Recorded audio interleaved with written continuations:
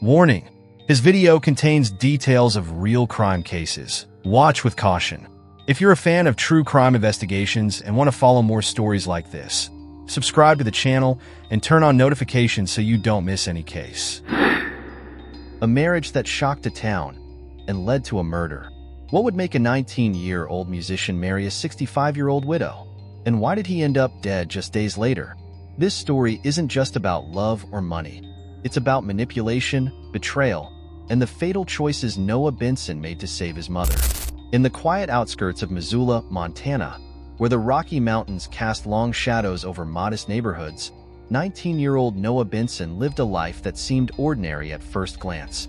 Known throughout his small community as the Guitar Kid, Noah's presence was as consistent as the mountain air, quiet, yet somehow filling every space he occupied with an unspoken potential. Born and raised in Missoula's working-class district, Noah had recently graduated from Sentinel High School in May 2021. While his classmates buzzed with excitement about college acceptance letters and future careers, Noah carried his beloved Gibson guitar from place to place, searching for a melody that might guide him toward his future. His passion for music wasn't just a hobby. It was his language, his way of communicating with a world that often felt too loud and overwhelming for his introverted nature. The Benson family's story was deeply intertwined with the economic upheaval that followed the COVID-19 pandemic. Noah and his mother, Sarah Benson, shared a weathered double-wide trailer in the Pine Grove Mobile Home Park, a community that had seen better days.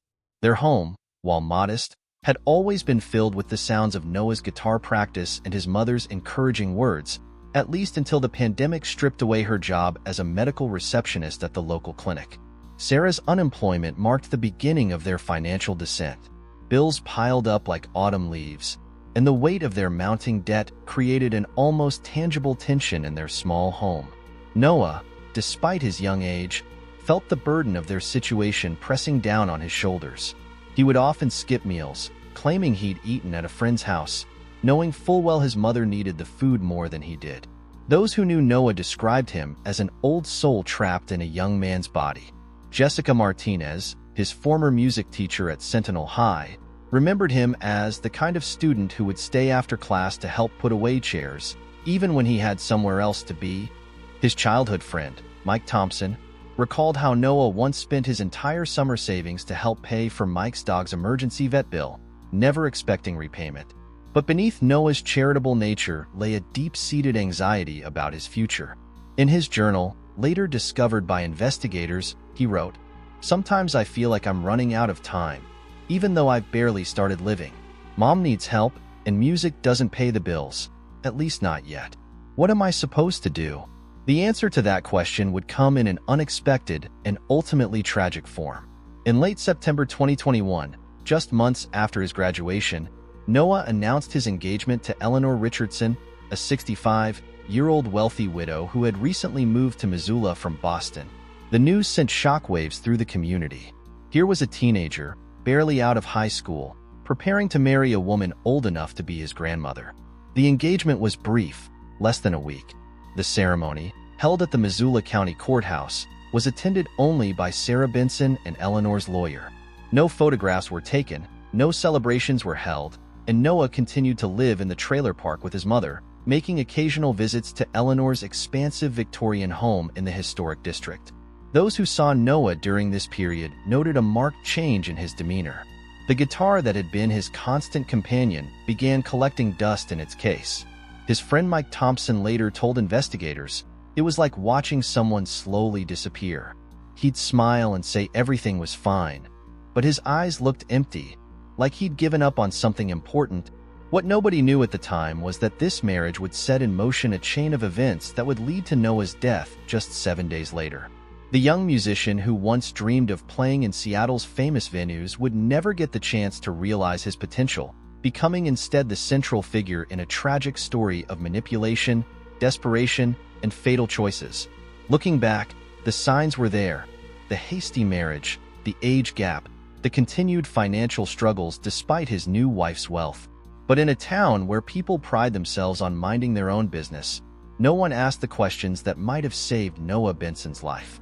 October 8, 2021, began like any other autumn morning in Missoula's historic district. The sun had barely crested the mountains, casting long shadows across the frost-covered lawns of the Victorian-era homes that lined Cedar Street. At 6:45 a.m., Margaret Wilson, an 82-year-old retired schoolteacher, was taking her usual morning walk, her breath visible in the crisp Montana air. Margaret would later tell detectives that something felt off about Eleanor Richardson's house at 1847 Cedar Street that morning. The Victorian mansion, usually illuminated by the warm glow of Eleanor's morning routine, stood dark and silent. The morning paper remained untouched on the front steps, unusual for Eleanor, who was known for her clockwork habits and early rising. The curtains were drawn, Margaret recalled during her police interview, but not in Eleanor's precise way. One was slightly askew, and the front door. The front door was cracked open just enough to catch my attention. Having known Eleanor for months through their neighborhood book club, Margaret knew her neighbor would never leave her door unsecured. Following her instincts, Margaret approached the house. The morning silence was broken only by the distant sound of garbage trucks making their rounds and the gentle crunch of fallen leaves under her feet. She would later describe the moment as walking into a photograph where everything looks normal but feels wrong. At 6:52 a.m., Margaret pushed open the heavy oak door, calling out Eleanor's name. The house responded with silence. The foyer, with its meticulously maintained antique furniture and crystal chandelier, appeared undisturbed. But as she moved toward the living room, the scene before her would become permanently etched in her memory. Noah Benson lay on the Persian rug, his body curled slightly on his left side. His right arm was extended, fingers relaxed, as if he had been reaching for something. Around him, precisely arranged in a semicircle, were 7 prescription bottles. A crystal tumbler, half filled with water, sat on the mahogany coffee table beside a handwritten note. Margaret, despite her years of teaching experience and having dealt with various emergencies, found herself frozen in place. He looked peaceful, she would later tell the police, almost like he was sleeping. But I knew he wasn't sleeping. She reached for her cell phone with trembling hands and dialed 911 at 6:55 a.m. The 911 call, later released as part of the investigation, captured Margaret's remarkably composed voice. "I need police and ambulance at 1847 Cedar Street. I found a young man unconscious. I think he's dead. It's Noah Benson, Eleanor Richardson's husband. Please hurry." First responders arrived at 7:03 a.m. Officer James Cooper and his partner Sarah Martinez were first on the scene, followed 2 minutes later by EMTs. Despite their swift response, it was immediately clear they were too late. Noah Benson was pronounced dead at 7:12 a.m. The living room quickly transformed from a peaceful death scene into a bustling crime scene. Crime scene investigators noted several peculiarities that morning. The prescription bottles, all bearing Eleanor Richardson's name, contained various medications: Xanax, OxyContin, Ambien, and several others. Each bottle was placed exactly 4 inches apart, forming a perfect arc around Noah's body. The handwritten note on the coffee table simply read, "I'm sorry. I couldn't find another way. Noah." Forensics would later confirm it was indeed Noah's handwriting, though the circumstances under which it was written would become a matter of intense debate.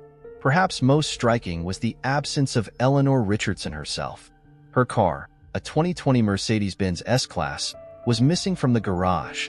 Her cell phone went straight to voicemail when detectives attempted to contact her. It would be another 6 hours before she returned home, expressing shock at finding her house surrounded by police tape and news vans.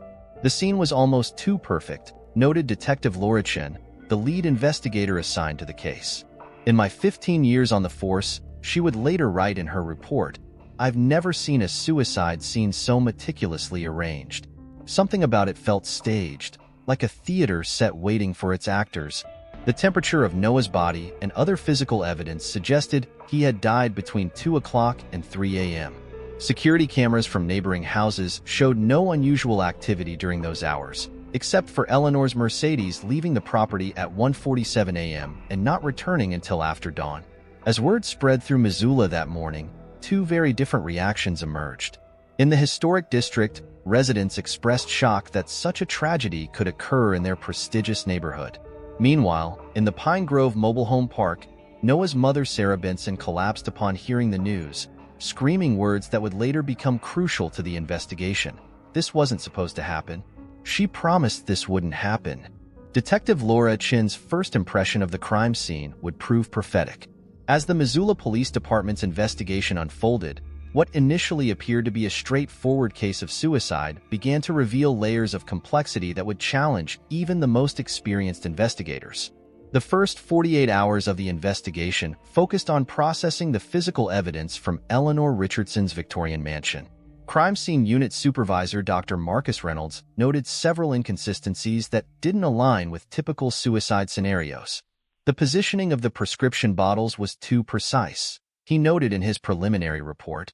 In most overdose cases, we see scattered pills, messy scenes. This looked like someone's idea of what a suicide should look like.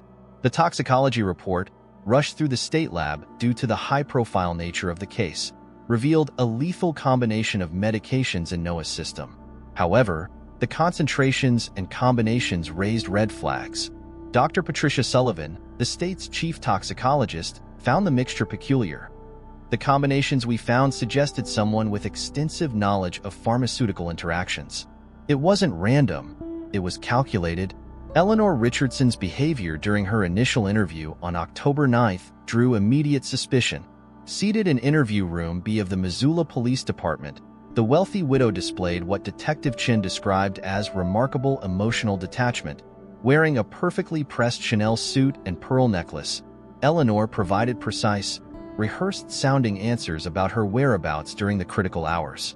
"I was at my lake house in Flathead," she stated, her manicured fingers smoothing non-existent wrinkles from her skirt. "Noah and I had argued about his continued relationship with his mother. I needed space." When asked about the prescription medications found at the scene, Eleanor's response was equally measured. "I have various health issues. All those medications were legally prescribed to me. I can't help it if Noah chose to abuse them." Meanwhile, across town, Sarah Benson's interrogation painted a starkly different picture.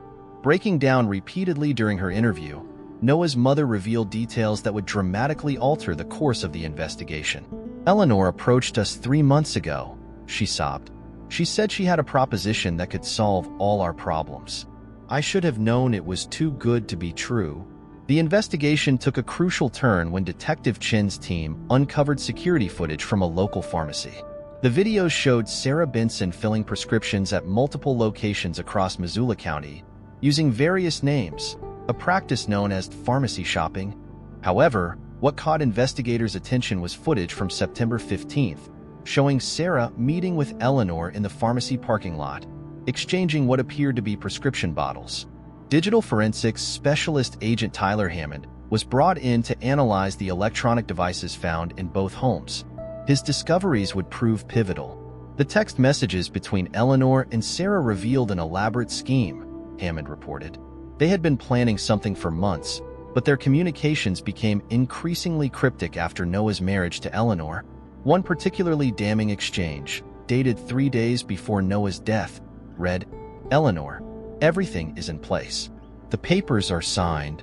Sarah, what about his part? He's having doubts. Eleanor, doubts don't matter anymore. The wheels are in motion." The investigation also revealed that Eleanor had modified her will just hours before Noah's death, removing him as a beneficiary.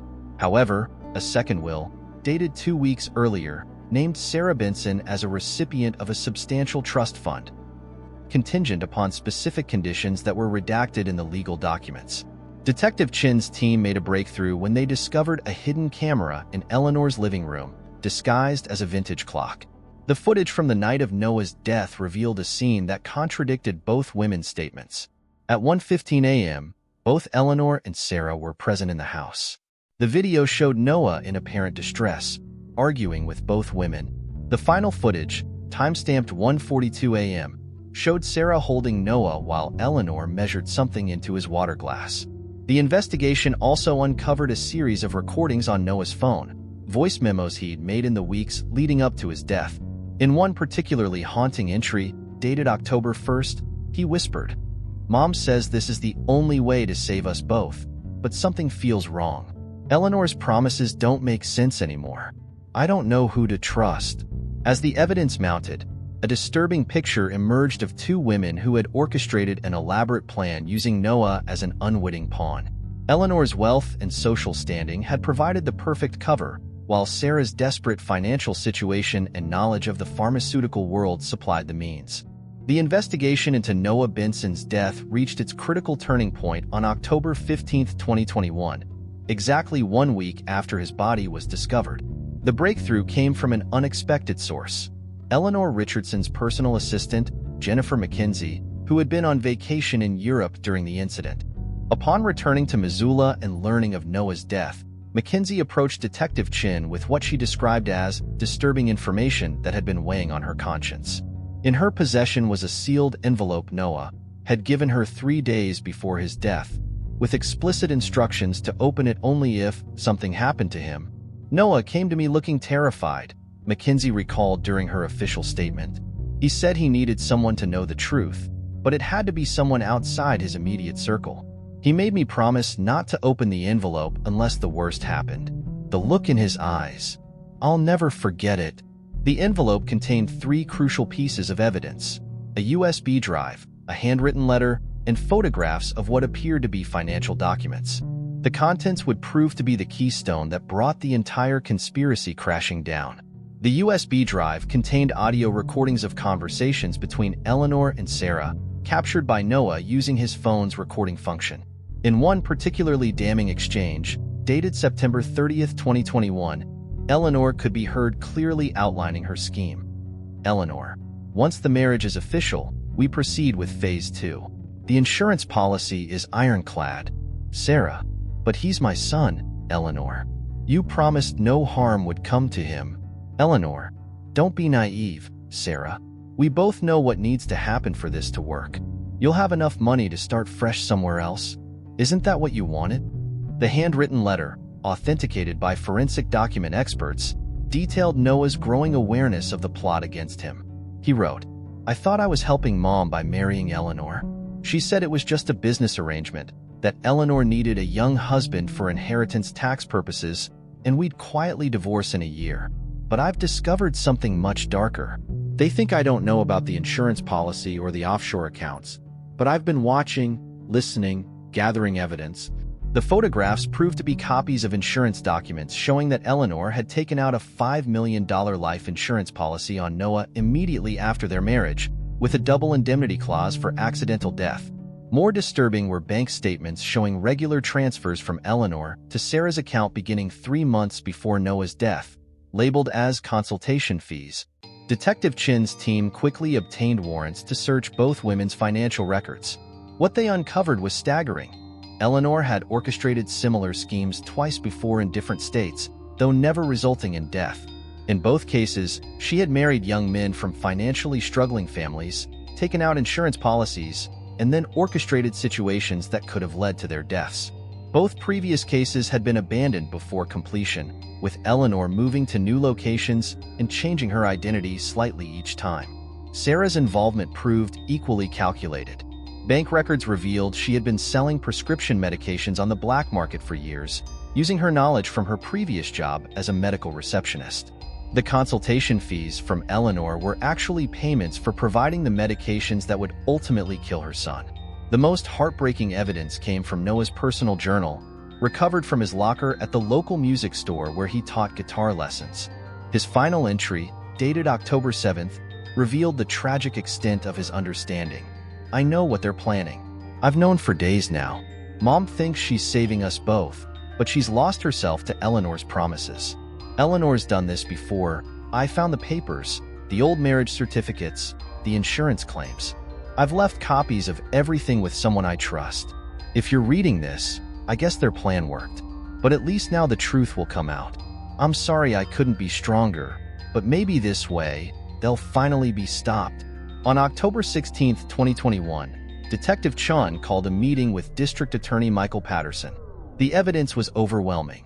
Text messages, audio recordings, financial documents, and witness statements all pointed to a premeditated murder conspiracy. What had initially appeared to be a simple suicide had unraveled into a complex web of manipulation, greed, and betrayal.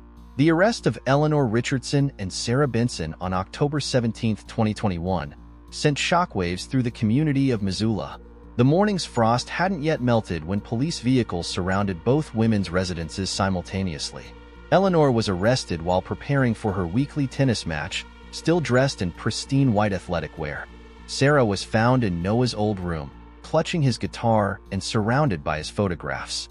The case, officially titled State of Montana versus Richardson and Benson, began its preliminary hearings in December 2021. The Missoula County Courthouse had never seen such intense media coverage. National news networks descended upon the small city, their satellite trucks lining Broadway Street like modern-day covered wagons. District Attorney Michael Patterson presented a methodically crafted case that painted a picture of calculated evil masked by desperation and greed. "What we have here," he told the grand jury, "is not just a murder, but the systematic exploitation of a young man's love for his mother and his willingness to sacrifice himself for others." The evidence presented during the trial revealed additional layers of complexity that even the investigators hadn't initially uncovered. Financial forensics expert Dr. Amanda Walsh testified about discovering a complex network of shell companies Eleanor had established across 5 states. Ms. Richardson had been perfecting this scheme for nearly a decade, Dr. Walsh testified. Noah wasn't her first target, but he was intended to be her biggest payout. Sarah Benson's defense attorney, public defender James Morrison, attempted to portray his client as another of Eleanor's victims, manipulated by promises of financial salvation.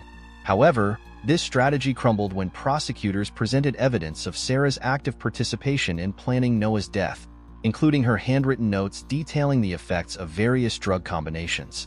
The trial's most powerful moment came during the testimony of Jennifer McKenzie, Eleanor's former assistant. She read aloud from Noah's final letter, her voice echoing through the hushed courtroom. "I hope someday Mom understands that no amount of money was worth what she's becoming. And I hope Eleanor realizes that all her wealth can't buy back the lives she's destroyed." On March 15, 2022, after a 4-month trial and 3 days of deliberation, the jury returned their verdict. Eleanor Richardson was found guilty on all counts, including first-degree murder, conspiracy to commit murder, insurance fraud, and multiple counts of financial exploitation. She was sentenced to life imprisonment without the possibility of parole. Sarah Benson's verdict proved more complicated. Found guilty of second-degree murder and conspiracy, the jury acknowledged her lesser role while still holding her accountable for her son's death. She received 25 years to life, with the possibility of parole after 20 years. The aftermath of the trial extended far beyond the courtroom. The case prompted Montana state legislators to propose the Noah Benson Act, a law designed to strengthen oversight of rapid marriages involving significant age or wealth disparities. The bill, currently pending in the state legislature, would implement mandatory waiting periods and financial disclosure requirements for marriages with age gaps exceeding 20 years. Noah's story also sparked a national conversation about financial desperation and exploitation. Several documentary filmmakers and true crime authors approached the case, each trying to understand how a mother's love could be corrupted so completely by financial pressures and manipulation. The money that had been at the center of this tragedy found a better purpose. Noah's life insurance policy, which Eleanor had tried to claim, was instead directed to a trust established in his name. The Noah Benson Memorial Foundation now provides music education and instruments to underprivileged youth in Montana, turning his passion for music into a lasting legacy. In Missoula, the impact of the case lingered like a shadow. Eleanor's Victorian mansion remained empty for months before being sold, the proceeds frozen by court order. The new owners reported finding small offerings left on the porch, guitar picks, sheet music, and occasionally, handwritten notes from local teenagers who saw in Noah's story a reflection of their own struggles with family expectations and societal pressures. Sarah Benson's trailer in Pine Grove Mobile Home Park became a somber reminder of how quickly life can unravel. Local residents maintained the small garden Noah had started, turning it into a modest memorial with a bench and a plaque bearing his favorite song lyrics. Music expresses that which cannot be put into words and cannot remain silent. Victor Hugo, Detective Laura Chun, who led the investigation, later reflected in her memoir, "Some cases change you forever." The Noah Benson case taught me that the most dangerous predators aren't always those who act out of hatred or rage, but those who manipulate love and trust for their own gain. Noah saw the truth too late to save himself, but his foresight and courage ensured that justice would eventually be served. 3 years have passed since the conclusion of the trial that shook Missoula to its core. The events surrounding Noah Benson's death continue to resonate throughout the American legal system and society at large, creating ripples that extend far beyond Montana's borders.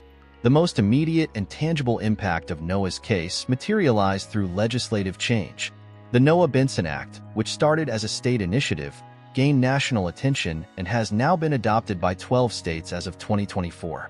The law has already prevented several potential exploitation cases, including a similar situation in Oregon where a wealthy 72-year-old woman's attempted marriage to a 19-year-old college student raised red flags under the new protective guidelines. "Each time we stop a potential exploitation, we honor Noah's memory," says Senator Margaret Harrison, who championed the bill in Montana. The mandatory waiting periods and financial investigations have proven to be effective deterrents against those who would use marriage as a weapon of financial manipulation. The case has also become a cornerstone of study in criminal justice programs across the country. Dr. Robert Shin, professor of criminal psychology at Yale University, has incorporated the Benson case into his curriculum. What makes this case particularly significant is how it exemplifies the intersection of familial loyalty, financial desperation, and sophisticated manipulation. It's a perfect storm of modern societal pressures creating the conditions for tragedy. Inside the Montana State Women's Prison, Eleanor Richardson's presence serves as a stark reminder of justice served. Prison officials report that she maintains her innocence, though she has written several unpublished manuscripts attempting to justify her actions. All proceeds from any future publications have been court-ordered to go to the Noah Benson Memorial Foundation. Sarah Benson's story took a different turn. In her 3rd year of incarceration, she began participating in a prison outreach program, speaking to other mothers about the dangers of financial manipulation and the true cost of desperation. Her recorded testimonies, though painful to watch, are now used in rehabilitation programs nationwide. "I lost my soul trying to save our life," Sarah wrote in a public letter released through her attorney. "Every day, I wake up knowing I sacrificed the one thing that made life worth living, my son's love and trust. No amount of money could ever fill the void his absence has created." The music store where Noah taught guitar lessons has established an annual scholarship in his name. Noah's Corner, a small practice room decorated with his photos and favorite guitar picks, hosts free lessons for underprivileged youth every Saturday. The waiting list grows longer each year. Jennifer McKenzie, whose testimony proved crucial in securing the convictions, has become an advocate for young adults facing financial exploitation. Her organization, Noah's Notes, provides legal advice and support to individuals in situations similar to Noah's. "We've helped over 200 young people navigate potentially dangerous arrangements," McKenzie reports. Each case represents a life that might have followed Noah's tragic path. The impact on Missoula's legal community has been equally profound. Detective Laura Chin's investigative methods have been adopted into training programs for law enforcement agencies across the Northwest. The Benson Protocols, as they're now known, provide a framework for investigating cases involving complex financial manipulation and familial betrayal. Perhaps the most poignant legacy of the case emerges through the arts. Noah's story has inspired a generation of young musicians in Montana. The annual Strings for Justice concert, held on the anniversary of his death, features performances by students who receive instruments and lessons through his Memorial Foundation. The event always closes with a haunting performance of The Guitar Kid's Lament, a song written by one of Noah's former students. Digital forensics specialist Tyler Hammond, who uncovered crucial evidence in the case, maintains an online archive of Noah's recorded guitar performances. "These aren't just pieces of evidence anymore," Hammond explains. "They're reminders of the artistry and potential that was lost." Each recording tells the story of a young man who found beauty in music, even as darkness gathered around him. The Victorian mansion where Noah spent his final hours has been transformed into a youth music center. The room where he died is now filled with guitars, drum sets, and piano keys, the sounds of practice and learning replacing the echoes of tragedy. A small plaque by the entrance reads, "In memory of Noah Benson, 2002 to 2021. Where words fail, music speaks." As Missoula moves forward, the case continues to serve as a cautionary tale about the complex interplay between love, desperation, and exploitation. Law enforcement agencies, social workers, and financial institutions now work more closely together, their cooperation strengthened by the lessons learned from Noah's death. Detective Chun, now retired from active duty but serving as a consultant for similar cases, offers a final reflection. Some cases end with the verdict, but Noah's story continues to protect and save others. In that way, the music he loved so much plays on, warning some, saving others, and reminding us all that the greatest wealth lies not in our bank accounts, but in the authentic connections we forge with others. In the end, Noah Benson's tragic story transcended the boundaries of a typical true crime narrative, becoming instead a powerful catalyst for change in how society protects its most vulnerable members from those who would exploit them. His legacy lives on in every young person protected by the laws that bear his name, every note played in the music center that rose from tragedy, and every life saved by the lessons learned from his death.